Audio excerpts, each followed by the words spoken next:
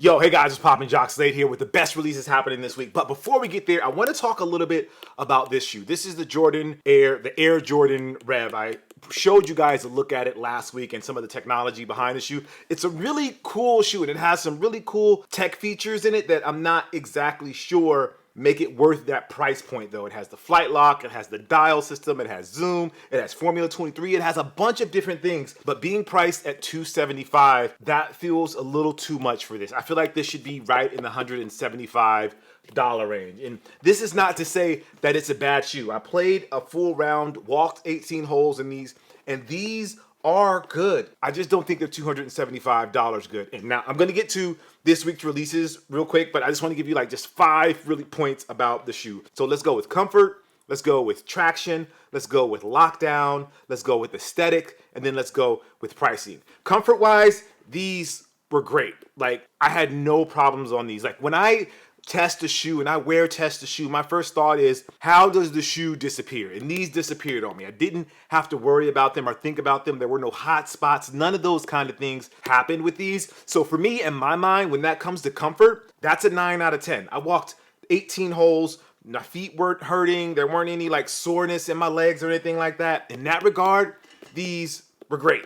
Next thing, traction. This traction pattern is awesome. It worked really, really well.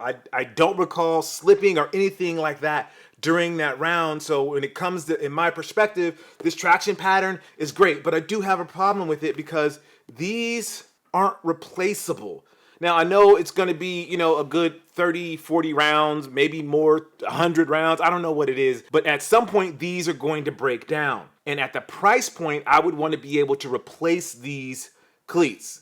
With them being like locked into the shoe, I feel like that misses a little bit of a person that's going to buy the shoe and spend this much money on this shoe, but then not be able to replace these cleats. The other thing was aesthetics. I don't feel like there's anything particularly special about these. It looks kind of like a running / training shoe. Some people have said it reminds them of CP3's shoes. So I'm not opposed to this design, but it doesn't scream $275 for me. It looks like a regular training shoe that you would buy from Nike or from any other brand. Now, lockdown, it's amazing.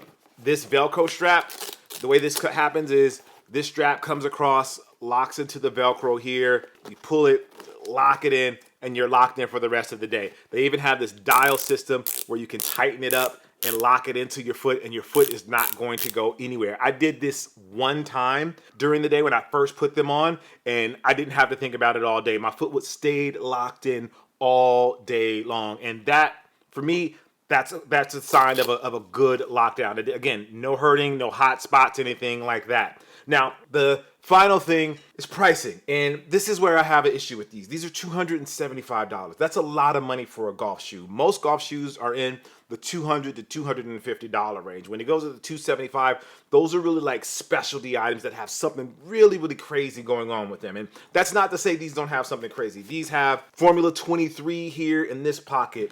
There's Zoom here on this side. It's a literal Zoom bag inside of the pocket there. The thought is that you can switch the Zoom and the Formula 23 around. If you're a right-handed player, the Zoom goes in your right shoe. If you're a left-handed player, the Zoom goes in your left shoe. And the thought is that you feel it when you go back on your swing, and it gives you that pressure point, the proprioception, to give you some visual or some awareness. And then when you come back, the Formula 23 is supposed to act as a brake or a soft stopping point for that swing as you come through and turn your foot. Now, I didn't feel any of that when I was playing in these. Now, I don't know if I'm not sensitive enough to it, or my game is not good enough for it, or my game is better, and so that's not going to be something that I'm looking for, but I didn't feel that. So for me, when I think of $275 for these, I just can't seem to reconcile that in my brain.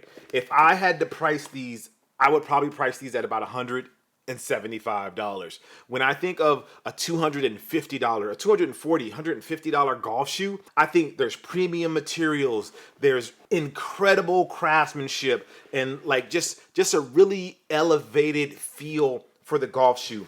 And these, they're lightweight, the materials are synthetic, so it doesn't feel elevated at all in my mind. This really feels like a basic training shoe that honestly, if it didn't have these straps, this feels like a basic training shoe that you could get at like DSG or any of those like big warehouse box stores. It doesn't feel like something that's premium and that a golfer is going to get, because it really feels like it's something that set it apart from what else is being offered there. So that's just my opinion. I would love to know if you guys bought these or you copped a pair of these, what you think about these. And again, this is not to say that they're bad shoes. They're good. They felt great on the course. The lockdown was there. The comfort was there. These got really, really dirty. I cleaned them up and they cleaned up pretty well. But at the same time, they don't feel expensive, or they don't feel like they're an elevated shoe. It just feels like a training shoe.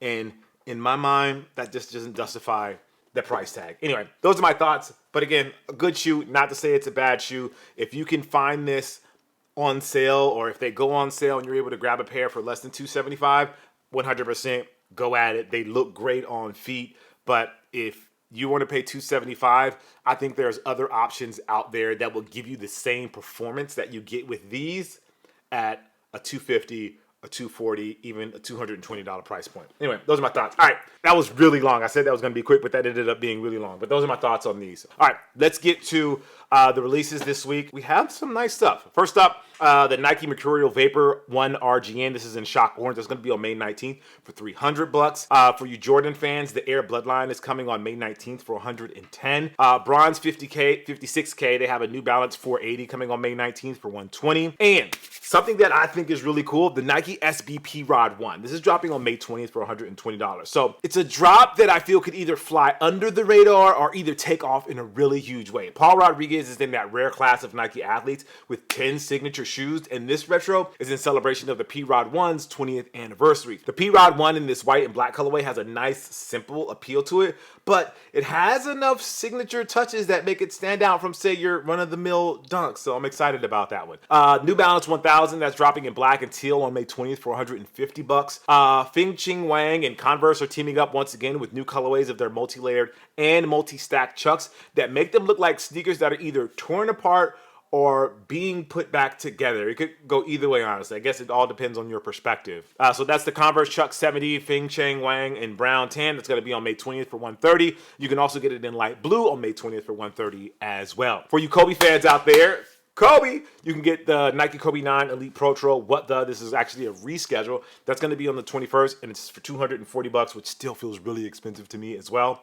Crocs, they're bringing back one of their most successful partnerships with a retro of sorts of the Cars collab with Mater joining the party. First released back in 2021. This was around the time that Crocs started to really gain traction among casuals and sneakerheads. Along with Lightning and Mater in adult sizes, there will also be Lightning and kid sizes as well. So you have the kids Cars Crocs Clog Lightning McQueen on May 21st for $50. You have the Cars Crocs Clog in normal sizes Lightning McQueen that's going to be on May 21st for $60. And then the Mater joint is going to be on May 21st for $60. And that didn't sound anything like Mater at all. I was planning for that to sound like Mater, but it didn't. Anyway, moving on. Iconic anime franchise Naruto got a Crocs collaboration last year that was met with plenty of fanfare. This year, they're teaming up with Converse for a collection that's a little more understated in my opinion. No gibbets here, and that's all good. So you have the Naruto Converse Chuck Taylor All-Star Naruto May 22nd for $80. Then you also have the Naruto Converse Chuck Taylor All-Star Sasuke. That's going to be on the 22nd for $80. And then you have the Gahara. That's going to be for $80 as well, all on the 22nd, and they're all Converse Chuck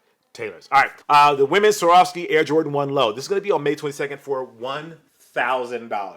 Wait, is this the first time we put a comma in the price of a non-luxury brand sneaker on the heat check? I mean, I'm not actually going to go back and check, but I think this is a rare duck on the show. And what makes this even more surprising is that previous Swarovski collaborations with Nike and Jordan Brand were priced way lower than this. So this Jordan 1 premium, I guess, I don't know. And make no mistake, this will sell because it's a status symbol, and there will be female sneakerheads and a bunch of dudes with no shame who will buy these for the clout, the karma, the likes, whatever. Maybe they won't sell out, but it probably won't matter because Jordan Brand didn't make these, so they can be available to everybody. But $1,000 a band for a pair of sneakers with crystals? I don't know. Maybe not for me. Anyway, moving on. Little Yachty has his Nike Air Force One Low Lucky Green on dropping on May 22nd for $130. It looks like Yachty, he took the sneaker internet's complaints about his original Air Force One collab as being too plain to heart, because here comes this new pair with the Rastafari inspired look with a patent leather style that screams early 2000s bathing ape, if I'm being serious.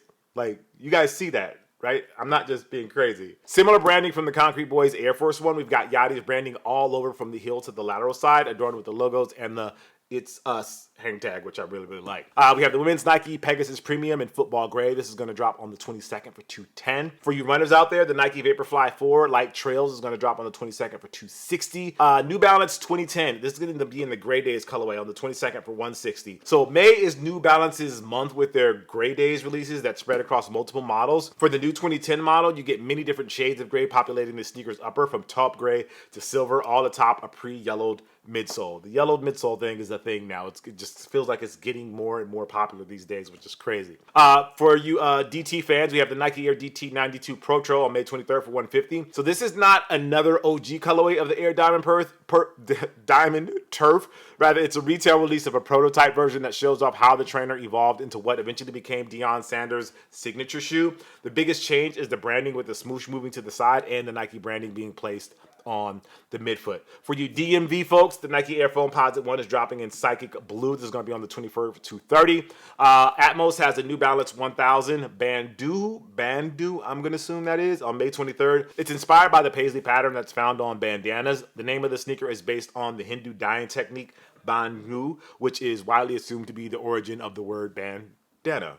Very interesting. I didn't know that. Clot has their Adidas Superstar dropping on the 23rd for $150. And ever since Edison Chin left Nike for Adidas, we've been treated to a number of different takes for the Superstar, which is like their flagship model. Next up for Clot is this pastel pink colored Superstar with sheer side panels for breathability and contrasting alternate baby blue laces. Like, I do feel like the Superstar should be a bigger shoe. I'm just going to say that and just leave it at that. Anyway, then we have the Air Jordan 4 White Cement. This is on May 24th for $225. After a handful of early drops during All-Star Weekend on the Sneakers app, we're finally getting the global drop of one of the most iconic Jordans ever made, with plenty of praise being heaped upon this retro as being closer to the original shape compared to the 2016 retro. This one is going to move quickly in stores regardless of the gaudy $225 price tag. I think something that is going under the radar is that this is an actual retro and not a reimagined pair that has yellowed midsoles or other aged material. So there's value in that depending on what side of the fence you stand on. And then for my Converse folks, we have the Converse All-Star J Ox. This is in red suede, and that's going to be on the 23rd for $175. Yeah, so that's all of the releases this week. Hope you guys find something in there that you like, but I would really like to know, what do you guys think about this? Am I off with the way that I'm thinking about this? Am I imagining things or looking at it the wrong way? I would love to hear your thoughts about this shoe. Again, Air Jordan REV performance golf shoe. I like the direction that Jordan Brand is going. I just don't think that this shoe warrants the price tag of $275. Anyway, let me know. As always, I appreciate you guys. Make sure you like, favorite, subscribe, and all that good stuff, and I'll see you soon. Peace.